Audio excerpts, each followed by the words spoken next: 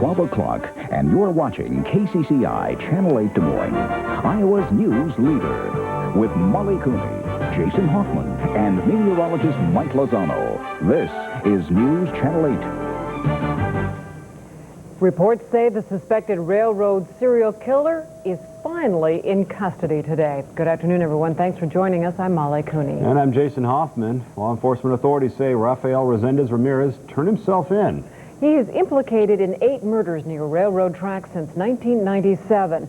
A late word says the FBI says Resendez Ramirez is in custody. An INS spokeswoman says that the man walked into an INS office in El Paso, Texas. He identified himself, and then a Texas Ranger then took him into custody. Lisa Myers has the latest on the capture of the man wanted. The FBI confirms that Rafael Resendez Ramirez, the suspected railway killer, has turned himself into authorities in Texas. Police now say they began negotiating with his sister on Sunday, and she assured them that he would turn himself in on El Paso's International Bridge. But the officers say even they were surprised when this morning he actually showed up.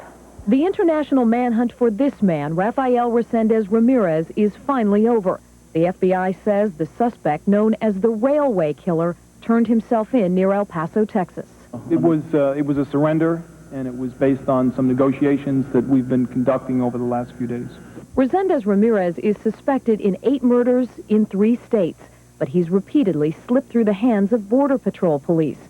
INS officials actually had him in custody last month, but they released him when their computer failed to show outstanding warrants. Last month, Illinois authorities charged Resendez Ramirez with the murders of a 73-year-old man and his 51-year-old daughter in the town of Gorham.